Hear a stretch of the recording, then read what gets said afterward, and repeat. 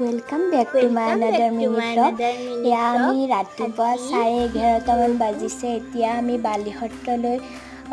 বুলি ওলাইছো ঘৰৰ পৰা আহি পালৈ আহিয়ে চাহ পানী দিলে আমাক খাবলৈ আৰু খাই উঠি